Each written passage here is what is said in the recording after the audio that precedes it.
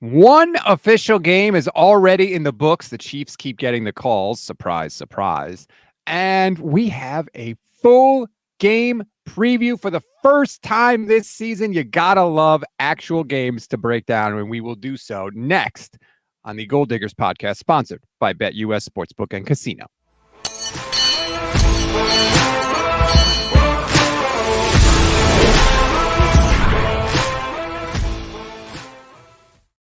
What is good, everybody? Welcome to the Gold Diggers podcast on the Gold Standard and the Fans First Sports Network. I am Rob Stats Guerrera. She is Michelle Majuk. Michelle, we made it. Football is back. That game last night was very, very exciting. It gave us everything we wanted, right?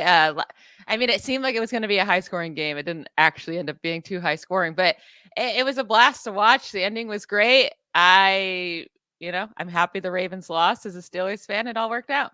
Yeah. See, I knew that Steelers fandom would sneak through. I mean, I just had to say this real quick. We'll get to 49ers Jets breakdown. It is ridiculous how the Chiefs keep getting away with stuff. First of all, they call 3 penalties on Ronnie Stanley for lining up too far back. They don't call any on the Chiefs, even though Jawan Taylor is notorious for lining up too far back. They don't call any. Then Steve Spagnuolo calls a timeout, which you're not allowed to do. Assistant coaches are not allowed to call timeouts. It's like, oh, sure, we should. It's the Chiefs. That's fine. We just let it go. They don't need the help. All right. They're already good. Jawan Taylor did get a couple penalties called on him. Not the ones for lining up in the wrong spot, not the illegal formation ones. There was just too many penalties called, especially in the first half of that game. It was like, oh no, is this going to be how it is all game long? I feel like they chilled on it. I will say I was shocked and proud of the refs for not throwing the flag. I think it was Roquan Smith that, touched Patrick Mahomes out of bounds, and Mahomes did his little flailing thing and fell. He really just touched his back. And I'm shocked that they didn't throw the flag there. Yeah, I know it's sour grapes, but man, call some penalties on the Chiefs, please. It's bad enough you don't call holding on them ever in the playoffs when they hold more than anybody in the regular season. All right, I'm going to decompress from the Chiefs talk. Let's get into some Niners talk, because it's Niners, it's Jets, it's Monday Night Football. We are full speed ahead. I have said, Michelle, I am on record. Ricky Pearsall needs to lead the team out of the locker room for the Monday Night Football game. The fact that he is alive, first of all, breathing and here with us is a miracle. The fact that not only is his football career going to continue, that's miracle number 2. And the fact that he's going to come back and play this year is 3 miracles for Ricky Pearsall. He's got to lead the team out of the tunnel on Monday. Is he able to run, though, right now? Yes. That's healthy for him to be running right now? So Kyle said yesterday he wants to wait a week before he, builds up a sweat. But after that, he's going to be... I think it would hurt to, It's amazing. Kyle said yesterday at the ER, they told him 2 out of 100 people that have this happen to them survive. And Ricky Pearsall's not only surviving, he's coming back to play football. Pearsall told Kyle Shanahan from the hospital, I think I can play week 1 against the Jets. He's probably drugged up real good. That is wild. He told John Lynch, he said, please, I'm not injury prone. It's Ricky, we're all injury prone after we get shot. I love this guy, man. I went from being a huge Ricky Pearsall doubter when he kept getting banged up. Now I'm rooting for him so hard. I mean, yeah, it's easy to root for a kid that, got shot and you're hoping that he can make a return. But I don't know about the whole running thing out. I think we should let him just relax. Just lay down. Just relax. He was at practice yesterday. It's crazy. It's such an unbelievable story. The man got shot in the chest, walked to the ambulance, and is going to take a week, and then he's going to get back to rehab. What? It is the most ridiculous story of all time. And the vibes for the Niners are good, Michelle. They're good going into Monday. Everybody's back. Trent's in the pool. Brandon Ayuk's back in the pool now. Jawan Jennings was back at practice, although he was limited. Christian McCaffrey was limited at practice with an Achilles. But the vibes for the Niners are good. Are you worried about the whole Achilles thing now? Like, why did that pop up? It's like it said they were like under whatever reporting the Underreporting. injury. Yeah. Well, I think because in the preseason you don't really have to be like crazy accurate, and then once the regular season starts, because of the gambling and all the stuff, they want you to be really like you got to have that stuff nailed down. So that's why they went calf Achilles. I'm definitely nervous. I mean, God, I'm 100% nervous. Now, for all the people that said, "Oh well, Greenlaw had an Achilles issue before he popped his in the Super Bowl," he tore the opposite Achilles from the one that was bothering him. It wasn't the same one. So, you know, That take is a worry though. Once you start utilizing the other side too much because you have an injury, then you can cause other injuries, because you're using one side too much. Now, right. hopefully nothing, hopefully they're over reporting now, right? Like they're like, he's fine, he's good to go, but we're just going to put this on here because we don't want, any drama. Or maybe let the Jets think that maybe he's not going to be heavily involved in our game plan, Yeah. Well, if the Jets think that, they're freaking idiots because all the 23 games or 31 games, whatever it is, with Christian McCaffrey have proven otherwise. John Lynch was on KMBR this morning. He said, quote, Christian's doing great. He looks like Christian, and that's a good thing for us. Obviously, we want to see him progress through the week, but he takes tremendous care of his body. He'll be out there and ready to roll. So that's from the GM. Again, on Friday, for a game they play Monday, he sounds pretty confident. No, the last 2 week ones, they ran and they ran and they ran a lot. I mean, last year they probably ran so much. I try to black out this game because it was misery for me. But I mean, they had 34 rushing attempts as a team, 188 rushing yards. They were destroying the Steelers the entire game. That allowed them to just run. And then obviously the year before that against the Bears, it was that rainy game with Trey Lance playing, but 37 rushes. So yeah, especially against this Jets scary secondary, they're going to run the ball a lot. At least they're going to try to. And I think Jordan Mason's going to have a fair share of snaps as well and touches, just to make sure you don't destroy Christian McCaffrey right out of the gate. But also at the same time, Kyle has never shown that he's worried about putting too much usage onto CMC. So we'll see how much he gets actual, does he get 20 plus carries in week 1? I don't know. I would hope that you don't have to do that. Like in a perfect world, they wouldn't have to. But yeah, this Jets defense it's going to be a tall task for sure. And I feel like when things get tough for Kyle, he leans on 23 and he leans on now number 1, formerly number 19, Deebo Samuel. Like I'm wearing my Deebo shirt today because I think Deebo's going to go off in this game. This is a Deebo game, calling it right now. So I'm wearing the Deebo shirt. I think Deebo's going to start the season off on fire. This is going to be a Deebo year. I went with the Tecmo Bowl homage shirt, 49ers, kind of old school. I don't know, Michelle. Levin and I said yesterday, we both think it's going to be a Kittle game because if you're going Deebo, then you got to go up against one of those corners. And I don't love that matchup for the Niners. Who do the Jets have that's going to slow down George Kittle? Why swim upstream and fight against Sauce? Or is it who's the other corner? Michael Carter. Yes. And DJ Reed. Why swim upstream and go against those guys? To me, the easier option is just throw it to 85. Yeah, I mean, the Jets were also good against tight ends last year too. I mean, they allowed only one tight end to have 75 or more receiving yards in a game against them last year. So Kittle could do it. I mean, obviously that might be the best matchup to go, but I still think like the Jets secondary just overall is really, really good. Yeah, but I still think Kittle's like, how many good tight ends did the Jets face last year too? Yeah, I don't know. I didn't look into each matchup. I would do that. Let George eat. He always has those like 1 to 3 games a year, right? Where he just goes absolutely berserk, where it's 150 yards and 2 touchdowns. And he's just rampaging through the secondary like a wild animal that they released into the forest.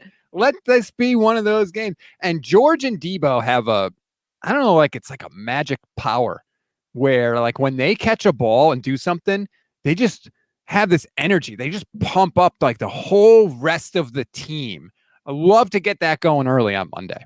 Yeah. I mean, anytime Deebo has a game, they crush it, right? That if Deebo goes off, and if someone brought up in the mentions Deebo's screen game 100%. And that's what I'm seeing here. Like, I don't think he's going to destroy the secondary down the field. I think he's going to be able to break some tackles and to just get everybody so pumped up with this big plays. I think he gets in some of the, like, it happens every few weeks, right? That he just gets in one of those modes where he's like, no one is taking me down in this game. It's not happening. And I think that's one of these games this week. Yeah, he does have those games where he's like, you know what? It's just easier if I don't get tackled. And Yeah. he just runs through the secondary into the end zone. And you would like to see that early too, right? If you're Kyle, like, get him involved early, throw him a screen early, get him, into the flow of the game and go from there. Let Debo kind of kick you off. Then you can hit him with McCaffrey. Then you can hit him with a couple of play actions and announce your presence with authority, especially if you get the ball first, right? You get the ball first, go McCaffrey, Debo, Kittle. Boom, boom, boom. If they win the coin toss, I want them to defer. I want the Jets to get the ball first. I think Aaron Rodgers right off the bat, they won't do anything. And I want them to defer if they win the coin toss. So what are you expecting from Aaron Rodgers? Are you expecting him to look like the Aaron Rodgers of old? Or are you expecting him to look more like the guy he was his last year in Green Bay when he threw for 214 yards a game? That one, but worse. Ooh, I expect a bad year from Aaron Rodgers. I expect it to kind of look pathetic, I expect us to be like, oh, please just retire. By the time we get to the end, it's gonna be like, oh, honey, just go. That's how I'm feeling about Aaron Rodgers coming back this year. I don't know. He can still throw, like, he's still going to be better than Zach Wilson because I would be better than Zach Wilson. So yes, this Jets offense is still going to be better. But Aaron Rodgers, I mean, if you give him time, he'll be fine. I just think when he's under pressure this year, like, it's been brutal for him since 2021. When he's under pressure, he's one of the worst in the league. Only Zach Wilson is actually worse when under pressure than Rodgers since 2021. And I just don't know how that gets better coming off an Achilles at 40 years old. Like, that can only get worse. So that's the question with this Jets team, right? Because they tried to improve the offensive line this offseason. They've got multiple new starters along the offensive line. Do we think that they're going to be any good, number one? And do we think that the 49ers defensive line, which has got a bunch of new people there too, is going to get after it? And that's going to be the key for me. I want to see a much improved Nick Bosa. Like, I want to see the defensive player of the year version of Nick Bosa. And I want to see Leonard Floyd. And I'm not expecting Leonard Floyd to, like, win his one-on-one matchups, like, right off the bat. I expect Leonard Floyd to get a lot of right place, right time sacks because he's a high motor guy. Hopefully Bosa can cause pressure, force Aaron Rodgers to move, and then just like Drake Jackson in week 1 against the Steelers last year, getting the cleanup sacks. That's what I expect from Leonard Floyd. You do that, and I'll be happy. So Floyd and Bosa are 2 of 4 players that have recorded 4+ sacks against Rodgers since 2019, including the playoffs. The other 2 are Eric Armstead, who did it all with the 49ers. He leads at 6 sacks against Rodgers since 2019. Leonard's at 5, Nick Bosa's at 4, and then also Robert Quinn has 4 against Rodgers. But it's interesting that Floyd and Bosa are up there. I know the 49ers have played the Packers quite a bit, especially in the playoffs, so that helps. But Bosa has been getting after Rodgers. I think in the last game they played, he had 2 sacks on Rodgers. He can be a force, and he needs to be in a big, big way. And I also think, luckily, that this secondary for the Niners is in a better position to help the pass rush than they've ever been, because I think this secondary is pretty damn good, and I'm excited to see it in action. I know all they have to worry about is Garrett Wilson. I mean, right. Mike Williams is good, but he's coming off an ACL tear. Like, how much do you really have to worry about him? Mm-hmm. It's really put double coverage, put triple coverage, just do everything to stop Garrett Wilson. And I think, Rodgers going to really struggle if he has to be thrown to, I don't know, his boy Alan Lazard, I guess. Right. Like, take away the first read and then let's see him try to do something. Because I think if you do that, that's going to give the defensive line time to get home. And I don't have confidence. Everybody else on the Jets offense is worse than the person that would be matched up against them on the 49ers defense. That's just the reality of the situation. I think Garrett Wilson's better than Charvarius Ward. Yeah, I'm saying everybody else beyond Garrett Wilson. Oh, yeah. Yes, I agree. I'm actually fascinated to see Garrett Wilson versus Mooney Ward, to be honest. I think Garrett Wilson is way better than people think because the offense has been so pitiful there. But, Ward is supposed to be our number one. So, like, great. I want to see you against the top tier competition. I do expect Wilson. I think Wilson is better than him, like you said. But it just put up a fight, basically, because I don't think that at Aaron Rodgers and Garrett Wilson alone is going to be enough to beat the Niners.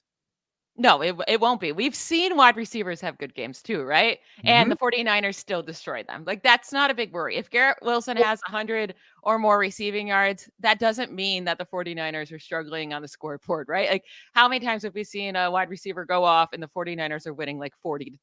Like, I'm not worried about that. But you are right about Garrett Wilson. I think he's a great wide receiver, and just has had terrible quarterback play. 100 of his 302 career targets have been uncatchable. Like, uncatchable. He has the lowest percentage of catchable targets among all players with 200 plus targets since 2022. But his quarterback play has been so bad. B-Mills 1987 says MVP Michelle, one of the best things about Fridays, always here to make us smarter. I couldn't agree more. Yeah, I think what you said earlier rings true for me. As Heineman on Twitch says, Breece Hall, take the over on yards. If Breece Hall has a good game, then I would be very worried, because then I think the 49ers could lose. But if you told me somebody in this game's getting 120 yards from scrimmage, I would say Garrett Wilson can do it, and we could easily we could blow them out, like you said. If Breece Hall does it, now I'm really nervous. Yeah, and it depends on how Breece Hall does it, right? Is a bunch of just short checkdowns because Aaron Rodgers is getting destroyed and he's getting nervous back there and he just wants to get the ball out. It's just getting a lot of like those 5-yard receptions, or is he breaking off those screen passes for a bunch of yards? That's where it gets worrisome with Breece Hall. And when we get to our favorite player props, I'll be talking about Breece Hall's receiving yards, because I do think Rodgers is going to be checking down the ball quite often in this matchup. And I think that Breece Hall has a little bit of a chip on his shoulder. He talked about how, he kind of wants to be like the Christian McCaffrey type player. Well, here you go. It's prime time. It's Monday night. It's against Christian McCaffrey. The last game of week 1, all the eyes in the NFL are going to be on you. I'm sure he wants to go out and, show like, hey, I'm the same type of guy. And he should be heavily featured in the Jets game plan. They'd have to be idiots to go. I mean, he's such a good player. Yeah, and what we brought up too, I think on last week's show, is about guys coming back off of ACL tears, right? He was coming back from an ACL tear last year. Right. And he's still, he made it through the 17 games. His efficiency was so much worse last year than it was in his rookie season.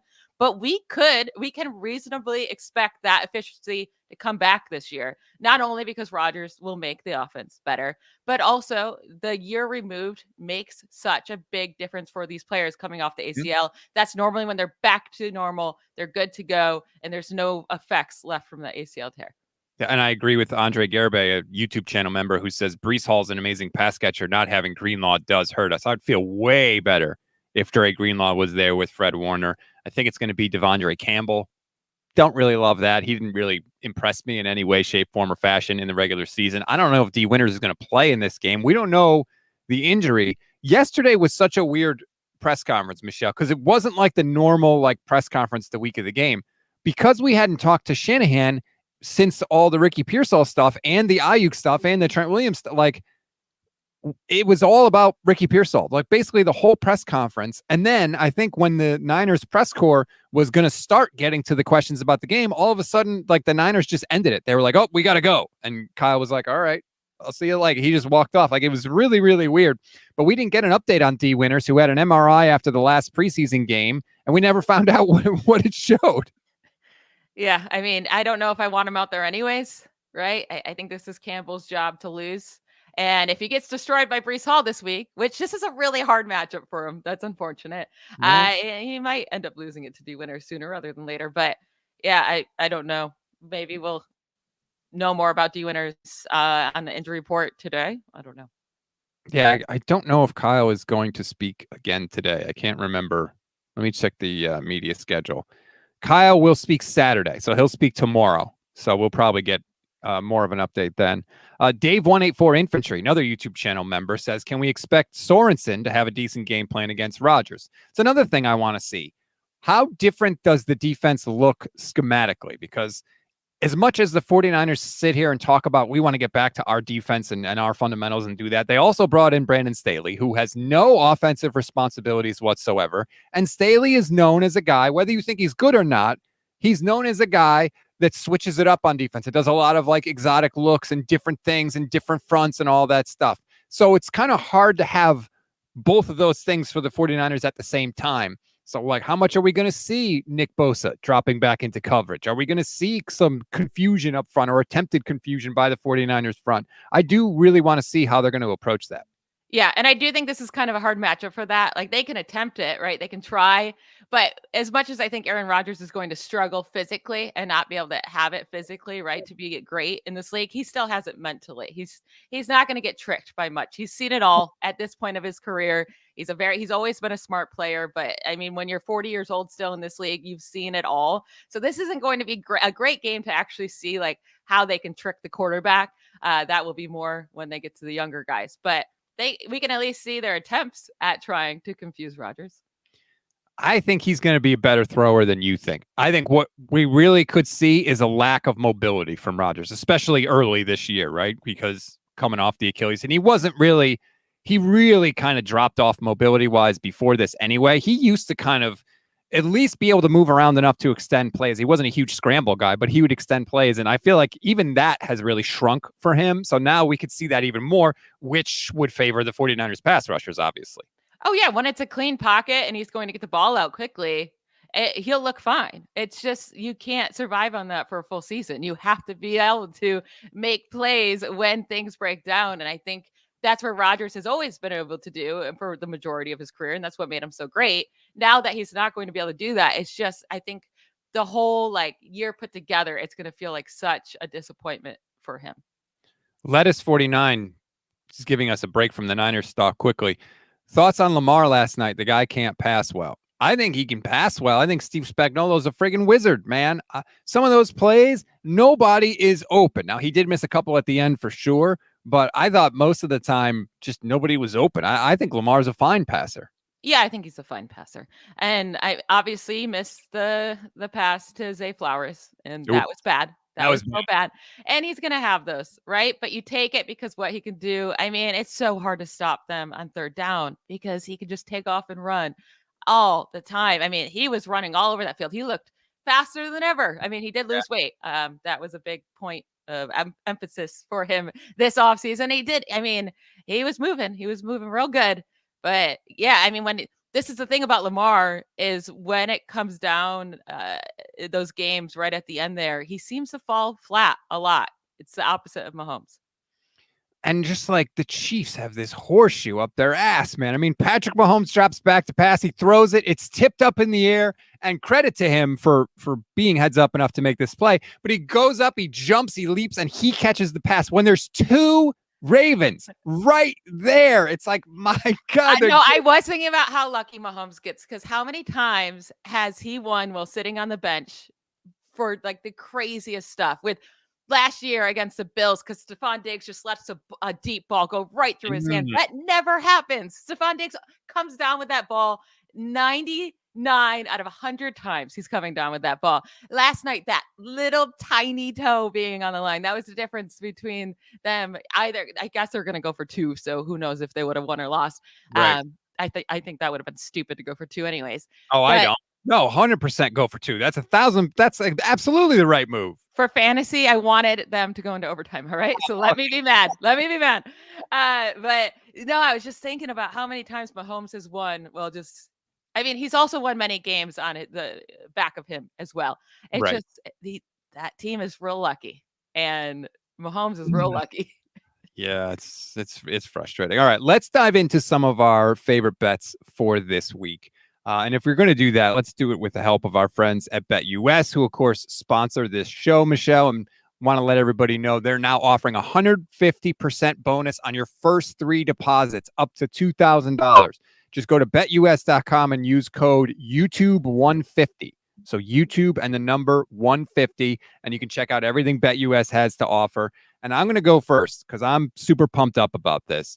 The over-under on receptions. I'm taking the over for Kittle. He's at 3.5 catches. I told you I think this is going to be a George Kittle game. I think he can have 1 catch per quarter. I don't think that's too much to ask, and that'll hit the over in this game. I want to see it. I think we are going to see it. I think even if he's not necessarily the first read on certain plays, there's going to be plenty of times when Brock drops back and Ayuk's not open and Debo's not open. And guess what? 85 is going to be sitting there looking at you, facing you. I think Brock's going to hit Kittle repeatedly in this game. So I'll take the over 3.5. I don't love that it's minus 157. That's not great. Oh my gosh, it's so bad. I'm still taking it. You're going to bet $100 just to win 43. So you bet if you want to win $100, you have to bet $157. That's how the odds work out. So yeah, you got to put up some cash, but I think it's a sure thing. All right. I do think Kittle can hit 3.5. Now, if you're able to, find, there are options on here where you can go higher for certain players and certain things. So if you're able to go to 4.5 receptions, get better odds, I'd probably do that for him. Now, I have a fun one. It's a double together. So it's Deebo Samuel to score a touchdown and the 49ers to win. And that's plus 181 odds. And I just think the 49ers are going to win this game at home. Again, I don't think the Jets offense is going to be very good. And I expect Deebo Samuel to score a touchdown, whether it's on a screen pass or use as a rusher. If I expect this to be a Deebo game, I expect him to score at least one touchdown. So I love that bet together. I could see it. And I love that it doesn't say receiving touchdown. It's just touchdown. So anyway he does it, it counts. And you're starting to see other teams copy the 49ers with how they use their wide receivers. That play that Xavier Worthy scored on last night, that's the Deebo play. The 49ers started running that with Deebo. They were doing that in 2019 when he was a rookie. And let me just say, holy crap, Xavier Worthy looks like he's not even touching the ground when he's moving. He's like gliding across the field. It was crazy. But that's the Deebo play. That's how the 49ers have used Deebo. I wouldn't be shocked to see the Niners run that exact play on Monday night. It is crazy that Worthy touched the ball 4 times and 2 of them went for long touchdowns. Yeah, I mean, the receiving touchdown was a blown coverage. Like, it wasn't like, oh my God, he just ran past everybody. The Ravens screwed it up, but he still caught it and ran it in. Yeah. And I also like Deebo Samuel's receiving yards. So at 61, you get plus 118 odds. At 71 receiving yards, you get plus 158. I think I'm okay with going with the 71. You like his? I would never take a Deebo receiving yardage bet this year. I'd be terrified to do it. I think he's just going to have such a huge week. I hope you're right, because if he does, like when he does, they don't lose. Yeah. There has never been a game where Deebo Samuel has like 180 yards and the 49ers lose. Like he's just that important to the offense. I don't know. I just can't picture him getting open again unless he gets it all on screens. How's he going to do it? He's going to do it. I think they're going to move him all over the place, right? Like Brandon Ayuk is going to, I think the majority of the time, unfortunately, get Sauce Gardner, right? Also, he's rusty. Like you have to be. You haven't practiced the entire summer. And as much as he's trying to stay in shape, it's different than football shape. So I just can't see Brandon Ayuk being used too much in this matchup or winning against Sauce Gardner. Like it's just not a reasonable take to have. And that's why they're going to have to lean on Deebo. And Kittle and Deebo can both have games. Like they can both have good games at the same time. And normally it's just like all 3 of them aren't going to have good games with Ayuk, Kittle, and Deebo, but 2 of the 3 can. So I think it could be Deebo and Kittle. Well, you touched on my next bet, Michelle. I'm taking the under on Brandon Ayuk receiving yards for all the reasons you just said. 1, he's probably going to see Sauce Gardner a lot.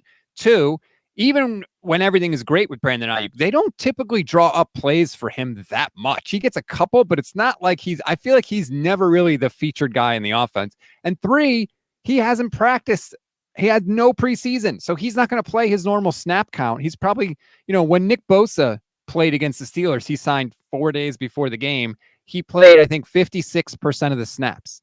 So, Ayuk usually is out there 98% of the time. Kyle admitted he's not going to be out there that much. I don't think he's going to play that much. And so I don't see how he goes over the 54.5 unless he just happens to hit one big one.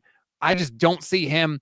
The opportunity, the matchup, all that stuff is working against him. So that's why I'm going to take an under, which I don't like to do. We don't like to do generally on this show, but I'm going under in week 1. I was thinking about doing the under for Ayuk, and then I saw the line in 55. It's like, you probably won't hit that. But I hate the unders, and 55 is just a little too low. I don't think he has 55 receiving yards in this game. It's just, if it was like 65, I would definitely have been happy and taken the under, but 55 was a little too low. I got too nervous. Well, of course you would take it if it's 65. That's why Vegas has the palm trees and the casinos out there, because they know not to set it at 65. Sure. You have another one for us. Yes, I'm going Brees Hall with his receiving yards over 24.5, which I think is low Ooh. for a guy who's such a good receiving back. Again, in this matchup with this line being so new with Aaron Rodgers just back, he's still talking about the mental aspect of the game too. Like he's still not mentally over this hurdle of this Achilles. Like Rodgers, I don't know what he's going to look like in this game. I think he's going to be dumping down the ball a lot. As soon as he sees any pressure, it's just going to go to Hall. So I expect him to get a lot of targets, a lot of dump offs, and he's just too good to not go over that 24.5 receiving yards. He did it in 1, 2, 3, 4, 5, 6, 7, 8, 9 of the final 11 games last season. Wow. Yeah, I that feels really low to me, especially because if the Niners are, let's say the Niners are getting a lot of pressure on Rodgers and they want to sort of help him out, they could hit that on a quick screen. Just pop a little screen pass to Brees Hall, and maybe the Niners happen to be blitzing, and then all of a sudden he's got open space. He could get that on one catch. I would absolutely take that. I'm on board with that one. That one, I feel way better about that one than I do your Debo bet, to be honest. I feel great about both. Have you ever not felt great about a bet that you've said on this show? No. Yeah, I didn't think so. Okay, last one for me. I think this one's pretty easy. I'm taking the Rodgers over on touchdown passes. He's at 1.5. I think he's going to get 2 easily in this game. When they get down to the red zone, at least with the Packers, it was Rodgers throwing the ball first and foremost. And I know they have Brees Hall and he's really good, but I just think that Rodgers is going to want to get his touchdowns. He's going to want to get his numbers. Nathaniel Hackett basically does whatever Aaron Rodgers wants, which is why he's still the offensive coordinator of the team. And I think the Jets will score 2 touchdowns in this game. And I wouldn't be shocked if Brees Hall took them all the way down the field and then Rodgers sort of vultured the touchdown at the end. I think this team's only scoring 1 touchdown overall. Man.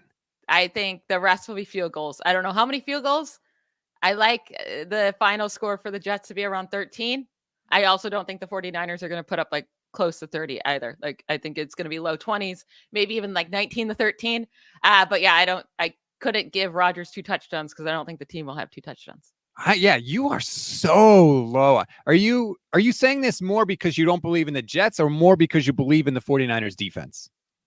It's a little bit of both, right? I think the 49ers defense is going to be very good, and I don't believe in the Jets at all. Yeah, I believe in the Jets defense. I just don't believe in the Jets offense. It will look better than last year, but that doesn't mean all that much. Well, yeah, it's the lowest bar of all time. I mean, you could throw Brandon Allen back there for the Jets, and it would probably look better than it did last season. I mean, God, they were putrid. I'll never forget last year. I was hosting a show on ESPN Radio with Mike Tannenbaum and Herman Edwards, who, of course, obviously have Jets ties, and it was Jets Dolphins that week. And we're trying to like go around the league. I'm trying to keep my eye on everything. The producer's in my ear, like, hey, talk about this game. Look, this just happened in the Arizona game, whatever. And I start to have a conversation with them. And every time they're like, oh, I can't believe what happened in the Jets game. Oh, my God, the Jets offense is so bad. Just continually pounding on the Jets. And it just got worse and worse and worse throughout the day. Yep. What I envision for this Jets offense is it's going to be like the Steelers 2020 offense with old Big Ben. Where it's like, okay, yes, this is better than what they had the year before when Ben was hurt with Duck Hodges and Mason Rudolph. It was like, yes, like at least Ben's back there. He can make the smart decisions. You know, it's better with him, but it's still not fun to watch. It's still not great. And they're still not putting up points. Like it's just brutal. You have to depend on your defense. And that's what I envision of this Jets team this year. So I'm seeing this comment from Strawberry React. CMC had more touchdowns than the entire Jets offense last year. And I have to actually check because it might be true. They had 11 passing touchdowns last season, Michelle. 11. And they had 17 rushing touchdowns or 7 rushing touchdowns. So that's what? 18 total touchdowns? Yeah, Christian McCaffrey had more touchdowns than the Jets offense last year. That is the stat of the day. Thank you, Strawberry. That is a fantastic stat. I'm kind of annoyed I didn't have that already. That is pathetic, man. I mean, what the hell? Jets fans must have been clawing their eyes out last season. Oh, so yeah, so it'll be better for them, but hopefully not too good and hopefully not too soon. I kind of like playing them in week 1, to be honest with you. I think that probably works out in the 49ers' favor. Absolutely. I mean, their offensive line, it's new. They have to mesh still. You have Rodgers still talking about the mental aspects of coming back. And he might have some PTSD of coming out on Monday night again and having to go through this. Leonard Floyd. I cannot believe they put him on Monday night again. I just think that's hilarious. Like the NFL does some funny stuff, and this is one of them. Against Leonard Floyd again, too. Don't forget that. Are you buying into the Brock Purdy struggles on Monday Night Football thing? Well, I'm the one that said it last week. I will buy into it if he struggles again on Monday night. I'll give him 3 chances. The first 2, he struggled, and we'll see what he does on the third one. If the third one he struggles again, that's a pattern, and that's going to make me nervous. I will say, I mean, it's also a super tough defense, so he might struggle. I'm also going to be worried about these tough defenses, right? I want to see Brock Purdy be able to control himself. I'm not saying you have to put up 300 yards and 3 touchdowns against a tough defense. That's like even the best don't do that very often. But don't have your turnovers. Like the last great defense he faced was the Ravens and 4 turnovers. Like let's control those. Play smart. That's what I want to see out of Brock in week 1. Play smart against a very, very good defense. So, yes, Brock has played 2 games on Monday Night Football. They both came last year. One was, of course, Christmas night against the Ravens. We all know, just a flat-out terrible game. It was a bad game. I think he had some bad luck on a couple of those interceptions, but not all of them, for sure. And the other one, the Monday night game, was the Minnesota game, which wasn't like a horrible game from Brock Purdy. He was 21 of 30 for 272 with 1 touchdown and 2 picks. So it's a very, very small sample size. So, we don't know. But I don't expect Brock Purdy to have 4 interceptions on Monday against the Jets. I don't think Brock Purdy has an interception problem, and I don't think Brock Purdy has a problem like getting away with a lot of passes that should be intercepted. People seem to think that like, oh my God, he should have 1 million interceptions. That's not really the case at all. I know he had a bad game against the Ravens, and I know the Packers dropped a couple of interceptions in the playoff game, but it's not like that's happening every single week. So I think that is way overblown with Brock Purdy. I really do. And if he can come out and put up a huge game against the Jets, man, I mean, can you imagine the hype that's going to be surrounding him? At least not nationally, because people will never give him credit. It'll be everyone else's, everyone else made it happen for him and not himself. But right. 49ers fandom, like I will be going crazy after the game if Brock Purdy has a huge game. I do have one more bet that I liked. It's Jordan Mason touchdown score in the game, plus 600. Whoa, plus 600. Yeah, CMC's coming off injury. They might want to try to keep him healthy. Imagine if they do. I mean, imagine if the Jets offense does stink and they go up early and, there's so many ways that just Jordan Mason touchdown could happen. CMC breaks off a long one, but gets tackled at like the 3, right? So he needs to go out and take a breather. They put in Mason. Like there's so many ways that this could happen. Plus 600. I'm like, all right, I'll take that. He's been talked up all off season. Let's go. Let's see it. I think I have to do that. He's also the kick returner, Michelle. Yeah. What if he breaks a kick return? We saw Isaac Guerrero break one. Now, he didn't score a touchdown. It was a 92-yard non-touchdown kick return. But I don't know. Jordan Mason's a good player. He's a great runner. We've seen him produce. What if he just gets like the perfect blocking on one of these kick returns and bam, for plus 600, you have to. You have to. That is a steal by you. That is a diamond in the rough find by you, Michelle. That is awesome. Everybody needs to go make that bet. Go to betus.com, make the bet, and then when Michelle wins you money, we can all celebrate on Monday night. Yes. Now, this is like one of those, be smart about it. $10, you win $60. Like that's the type of betting I like. You don't have to put down $100 on every bet, guys. I mean, if you have the money and you want to do it, you do you. But I'm just saying, you can win a nice free $60 here with a Jordan Mason touchdown. Brock Purdy is plus 700. Now, well, it means it has to be rushing or receiving. Right. But we have seen them go QB sneak. That's another one where, like, if they get down to the 1 yard line against Quinnen Williams, I don't know. Yeah, that's a fair point. The Jake Brendel versus Quinnen Williams push tush. No, thank you. I'm just trying to look. Push.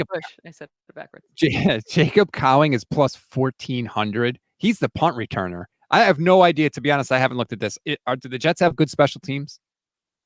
I don't know. Yeah, neither do I. I have no idea. I feel like that also just changes from year to year. You lose your guys. True. So, all right, go over your 3 bets quickly. Debo to have a touchdown and for the 49ers to win. So those both have to happen for this bet to hit. Plus 181 odds. Samuel to have 61 plus receiving yards. And then Breece Hall over 24.5 receiving yards, and Jordan Mason touchdown score, anytime touchdown score, plus 600. There's another way that Jordan Mason scores too.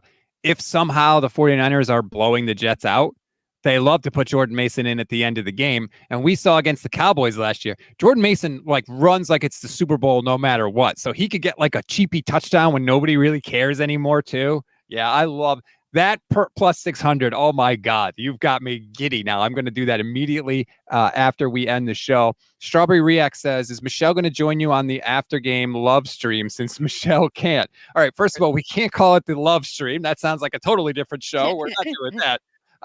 No, we do the instant reaction show immediately following every 49ers game. If this is the first time joining us, please join us for that. It's my favorite show of the week. Even when the 49ers lose, I think it's our best show of the week because I basically go nuts because I'm all fired up after the game is over. Levin can't do it this week. Vish Kumaran is going to join me on that show, but it's immediately after the game on YouTube, on Twitch, probably on Facebook too. But definitely come and check that out. I promise you, you will not be disappointed by that show. But Michelle comes on in the playoffs when the 49ers win, and she's very, very drunk. Yeah. Now, I would have been able to come on Monday night, but I didn't get asked, so it's fine. You know what? I never think of you because I always assume that you're working. For those that don't know, Michelle is a researcher for the NFL Network. So, I always figure, you've got more important things to do.